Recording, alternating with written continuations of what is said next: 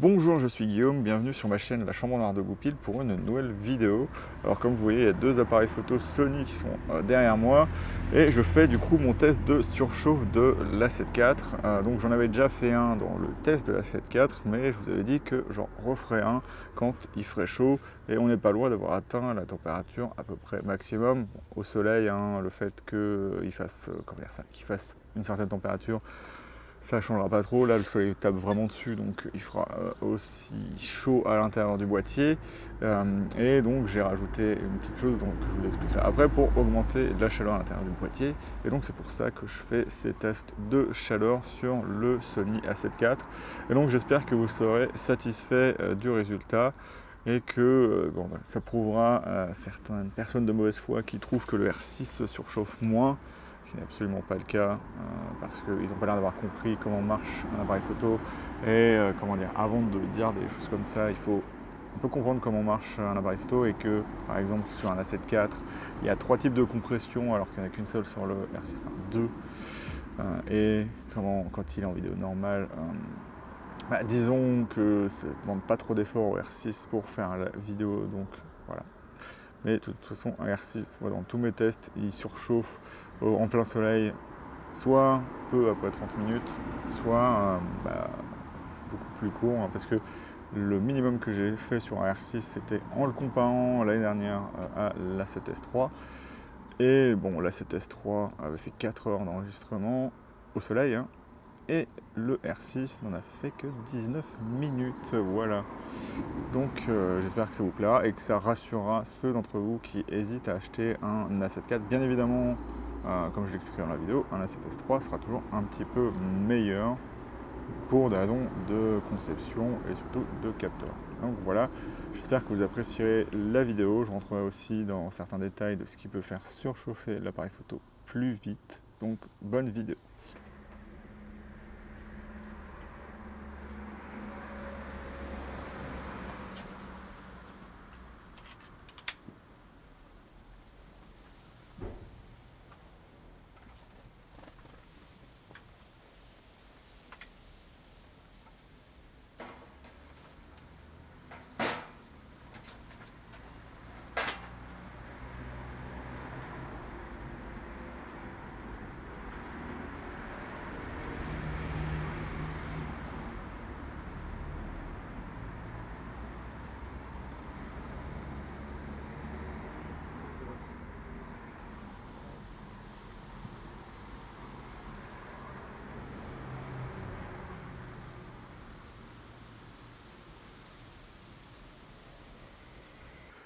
Donc vous devez peut-être vous demander ce que je fais, c'est tout simplement mon setup ici pour la surchauffe de l'A7 IV, donc filmé par le A7S3. Et donc ce que je fais pour pouvoir toujours avoir des coups plus d'enregistrement, c'est que j'utilise le mode SNQ en accéléré, et donc voilà, ça limite la taille que ça prend dans la carte. Et c'est beaucoup plus simple. Donc là, on est en accéléré x24 sur celui-ci. Et là, c'est le dernier test de surchauffe sans avoir de mode spécifique, on en parlera après, sur le A7 IV, donc à savoir le XAVC SI en 60p. Et donc tous ceux qui passent du R6 à l'A7 IV en disant qu'il surchauffe autant, déjà il faut mettre la température hors tension sur haute, comme sur le R6 d'ailleurs, puisque le R6 a la même option. Et après, il faut ouvrir l'écran et il faut, si vous voulez faire des durées d'enregistrement assez longues, éviter de toucher l'appareil photo. Mais c'est pareil sur la 7S3 ou même sur le R6. Bon, la 7S3 aura encore plus de durée d'enregistrement comme ça. Voilà, c'est bien mieux, pour moi c'est l'appareil photo qui dure le plus longtemps, mais c'est bien mieux qu'un R6 et c'est surtout bien mieux qu'un R6 quand on utilise les mêmes réglages, à savoir utiliser le H265, donc le XAVC-HS 4K en 422 10 bits, parce que le R6 en CELOC 3 fait juste ça. Vous êtes obligé d'avoir du 422 10 bits, et si vous êtes en profil normal, vous tombez en Rec 709 4208 bits, donc peut-être que là la surchauffe sera beaucoup plus limitée sur le R6, mais vous n'avez plus accès du tout aux 10 bits. Voilà, c'est un problème aussi. Le A7 IV n'est pas limité du tout de ce côté-là, et même là le R6 est vraiment un peu chaud, Et donc pour corser les choses, pour faire en sorte encore plus de quand on quitte chaleur dans le boîtier, eh ben, il est directement relié, comme vous pouvez le voir ici, à mon alimentation DJI. Voilà. C'est de la Power Delivery 30 watts que je peux mettre directement sur le secteur, j'ai pas besoin d'avoir de powerbank avec moi. Et donc voilà, donc ça devrait montrer des choses. Alors de ce que je suis vraiment satisfait de ce que ça donne déjà. XAVC SI 24p, ça marche très bien. 60p en HS et 24p en HS, ça marche très très bien. Je n'ai pas fait l'âge de 6.4 XAVCS puisque c'est le mode qui devrait tenir le plus longtemps systématiquement, parce que c'est celui qui a le moins de compression au final et qui va avoir le moins de mégabits par seconde. Donc voilà. Je vous montrerai les conclusions. Pourquoi j'ai dit sans avoir de mode spécifique? Parce que, on va en parler, j'en ai déjà parlé dans le test de la 7 IV, mais il y a un mode spécifique qu'il ne faut absolument pas mettre si vous voulez augmenter la durabilité de la caméra en enregistrement du moins. Et donc voilà, on va en parler tout de suite. Bon, je peux vous le dire tout de suite, je vous montrerai le rush juste après puisque c'est ce que je vais faire là. Et donc je passerai directement au XAVC SI. C'est le focus map. Le focus map, systématiquement, sur n'importe quel type d'enregistrement, il tient moins de 20 minutes. Donc faites attention à ça. C'est peut-être pour ça que vous avez des problèmes avec votre A7 IV. Évitez, si vous voulez de la durabilité, de balancer tous les modes spéciaux qui font qu'il y a beaucoup plus de processing dans l'appareil photo. Déjà qu'il y en a un peu plus que sur la 7S3, puisqu'il oversample du 7K, alors que la 7S3 a beaucoup moins de problèmes, et c'est pour ça qu'il surchauffe beaucoup moins. Et Sony aurait pu nous donner un appareil photo avec un petit peu plus de métal dessus, parce que historiquement les Sony ont... hop, je regarde l'écran en même temps parce que je ne vois pas trop, comme quoi Canon c'est pas beaucoup plus lumineux que Sony. Donc la platine en dessous, sur le A7S3, est en plastique, et sur la 7 IV, il y a l'arrière aussi, donc ce qui fait que la diffusion de la chaleur n'est pas homogène. C'est pour ça que d'ailleurs le R6 surchauffe, à mon avis, c'est qu'il n'y a aucun moyen de dissiper la chaleur à l'extérieur. Et donc ce qui est bien, c'est que comme la 7 IV et la 7S3 sont en métal, mettre une cage, une demi-cage ou un L-bracket devrait encore un peu plus diffuser la chaleur. Donc là en fait, le fait d'avoir le L-bracket fait aussi en sorte que la caméra ne surchauffe pas trop vite. Donc voilà. Si vous voulez augmenter votre durée d'enregistrement, vous pouvez rajouter ça. Et ça a toujours été un hack sur les Sony, surtout quand ils surchauffaient beaucoup. Donc voilà, on verra ces fichiers, j'aime bien dire voilà. J'espère que vous n'entendez pas les voitures à côté.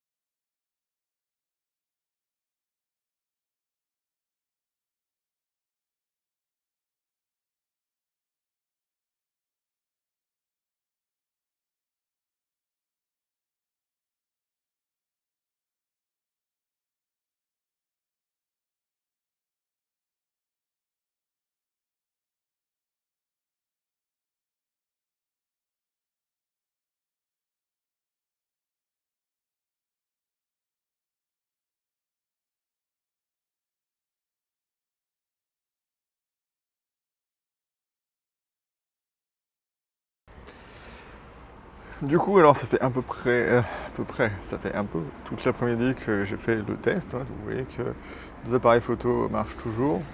Donc voilà, ça me permet de faire les tests à la place de vous sur ces appareils photo. Ah, j'ai un pinceau là. Hop. Youp. Qui est reparti. Et du coup, je ne sais pas si le firmware a fait autre chose qu'améliorer l'autofocus, mais il semble que maintenant, le focus map ne fasse plus surchauffer. Alors c'est peut-être en adéquation avec la compensation de la variation, mais en tout cas, bah, là, l'appareil photo ne surchauffe pas. Donc j'ai fait 2 fois le test, une fois avec le XAVC SI 60p avec une carte 128 Go, donc ça fait que 27 minutes, et là il est en train de tourner avec du 24p, toujours en XAVC SI, donc des modes que j'utilise jamais, donc j'aurai absolument jamais de surchauffe. Hein. Là il fait 27 degrés, donc c'est déjà pas mal. Ne me demandez pas de refaire ça vendredi quand il fera 37. Donc normalement ça devrait être bon. Et donc voilà, je pense que le firmware, parce que les firmware il y a toujours quelque chose que les fabricants n'indiquent pas, et ben ça fait en sorte que le Sony A7 IV marche encore mieux qu'avant.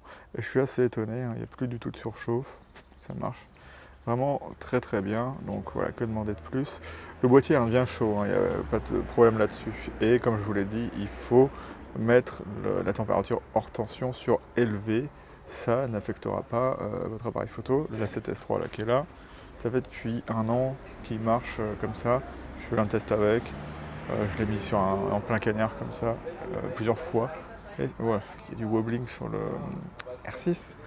Et donc voilà, si vous voulez vraiment filmer, de toute façon si vous voulez filmer longtemps, il faudra vous dire qu'à un moment donné, il va falloir plus poser la question du fait d'abîmer votre caméra. Ça va forcément affecter votre caméra de faire de la vidéo pendant un moment, mais de ce que j'ai vu, c'est pas le cas. Donc voilà, faites-le, ça sera toujours mieux que de rester en température hors tension, de ne pas mettre du coup la température hors tension élevée, qui fera que l'appareil photo peut surchauffer même dans les menus. Voilà. Donc voilà, ce sera la conclusion de cette vidéo. Vous avez vu, ça ne surchauffe absolument pas. C'est assez étonnant. Et donc voilà, c'est vraiment très très bien.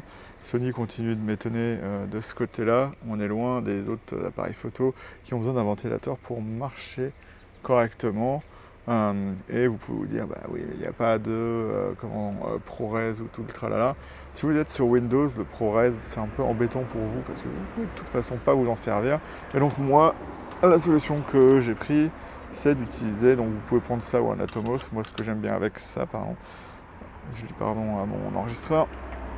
Donc j'ai perdu un peu le fil. Ce que je voulais dire, c'est qu'on peut enregistrer du Blackmagic, non, pas du Blackmagic, du DNX HR HQX MXF, donc un format qui est équivalent, si je ne me trompe pas, au ProRes HQ, mais qui est beaucoup plus facile à utiliser sur Premiere ou sur DaVinci Resolve sans avoir de plugin par exemple sur Premiere.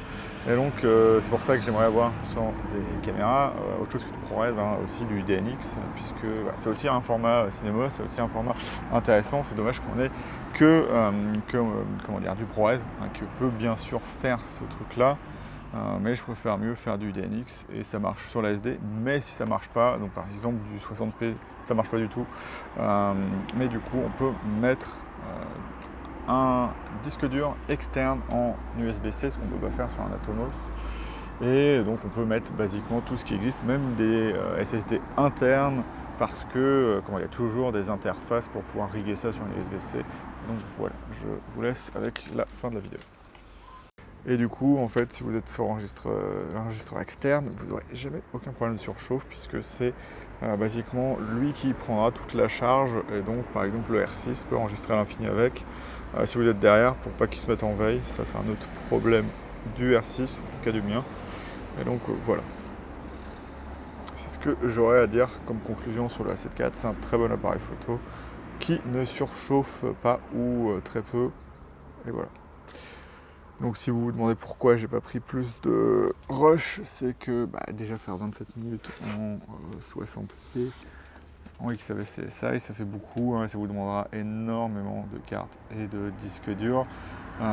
Donc si vous avez l'argent pour vous acheter ça, vous avez aussi l'argent pour vous acheter un appareil photo qui est bien meilleur qu'un A7 IV ou même une caméra vidéo, un R5C, une C70 ou même des caméras Sony comme la FX6 ou des trucs dans le genre. Donc voilà, pour moi c'est même pas comment dire ça, à réfléchir si vous voulez à avoir comment dire ça, un enregistrement éleveur non compressé, et ben vous pouvez avoir une caméra professionnelle.